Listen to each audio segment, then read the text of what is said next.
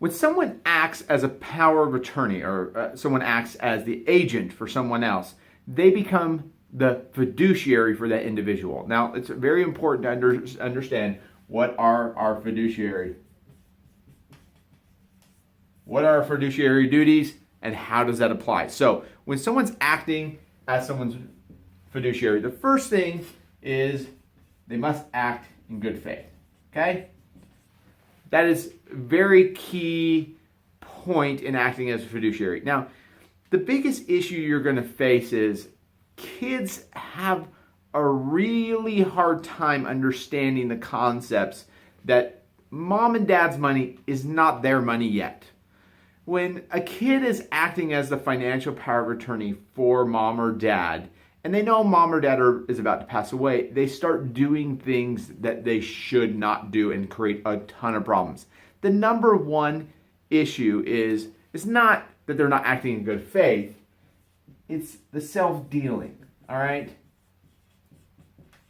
Okay, they start distributing money to the other kids, and they'll even do things like, oh, well, we were just distributing everything equally. So self-dealing or avoid any kind of conflicts of interest, this is a really big problem that issues that an agent faces. Now, the next kind of general concept that fiduciary must do, you have to do nothing beyond the authority granted to you. All right?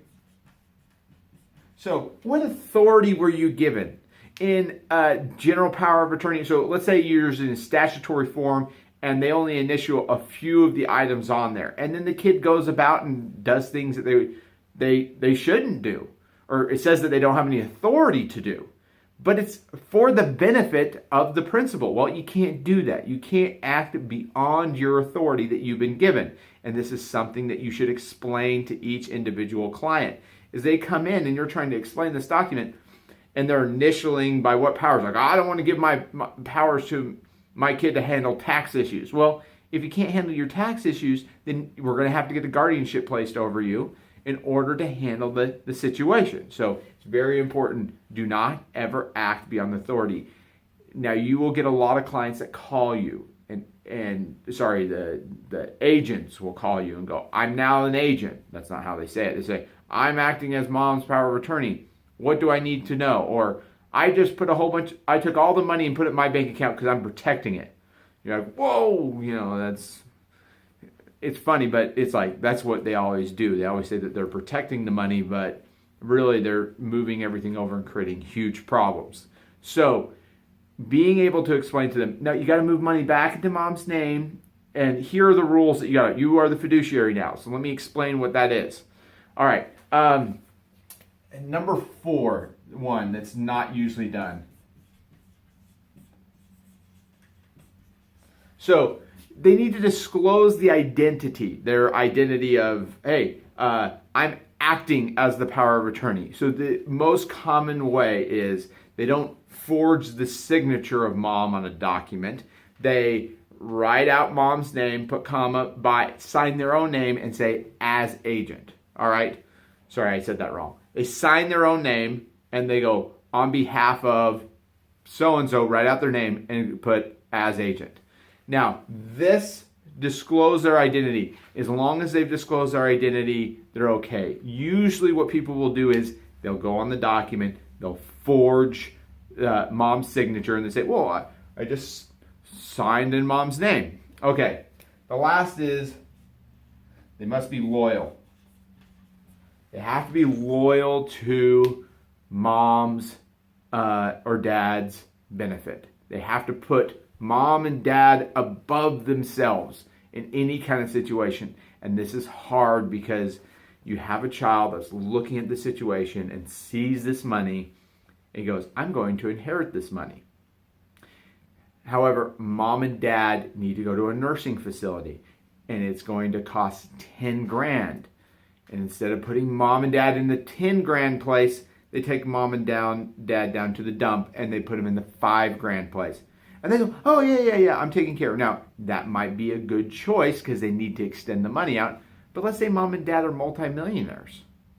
Well, are you really being loyal to your parents when you're putting them into a horrible facility in order to save money for yourselves? And this happens all the time. Now, understanding these issues and explaining this to your client, hey, you're really concerned about signing this durable power of attorney. This is the fiduciary rules. And these are the things that person has to follow, the agent. They're putting themselves in a very difficult spot. You don't really want to be an agent. This is also very important to understand because there is a lot of elder abuse out there that happens, especially with children. Children acting as the agents for their parents, being aware of it. One of the best tools that I've ever found is when you have the situation of mom is wheeled into your office and daughter sits down and goes, I've been taking care of mom for the last 5 years and my siblings have done nothing. I mean, absolutely nothing. Mom wants to redo her will and leave everything to me. I usually stop and I say, oh, okay. What does her current will say? You know, everything equally to all the kids, but mom, see, mom's going to tell you right now. See, mom, tell the attorney that everything it should come to me because I'm taking care of you. And the mom goes, they're so mean to me. And you get this big old story and you're like, yeah, okay, very clearly not mom-like in the way she's describing her kids. And I keep shaking my head and I go, are you acting as the power of attorney right now? Oh yeah, yes, here it is. I have the power of, I've been doing everything. And I didn't explain everything. You know what a fiduciary is? Yes, and I go through the whole rules and everything and tell her, hey, at this point, I don't know if you're following all these rules and asking your mom to leave all of her money to you. Because you've said that you're acting as her power of attorney. She doesn't have the mental capacity to handle her own finances. But then on the other hand, you're wheeling her into this room claiming she has the capacity to change her last will and testament. That's going to be a hard argument for a jury to understand. They go, oh, yeah. So there's probably going to be a will contest. And I go, look at my office. This is a beautiful office, right? I make all my money off of will contests. It's a beautiful place.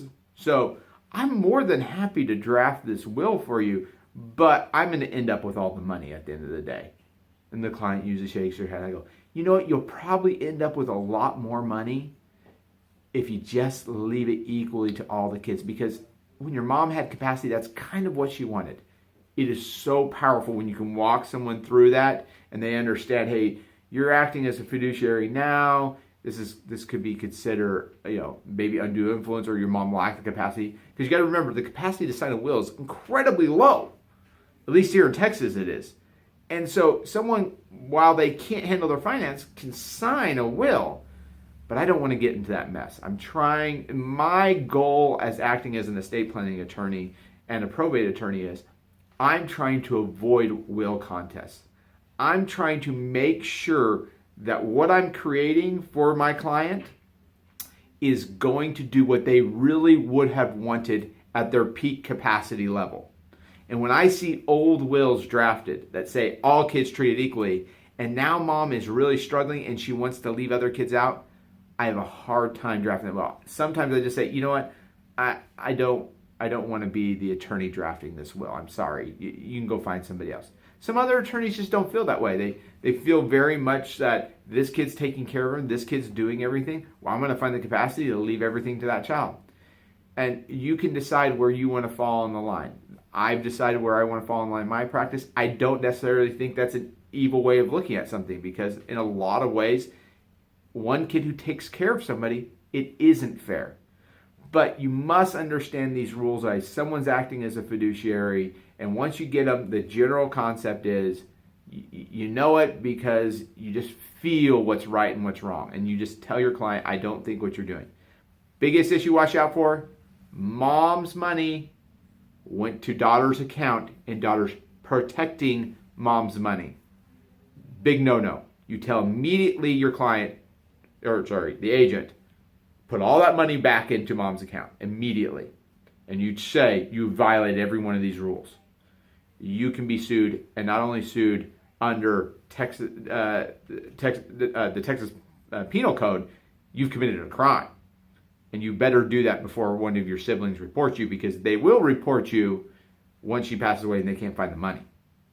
So that's very important to understand the general concepts. But this is the fiduciary rules. Once you understand this, you can now draft a durable power of attorney.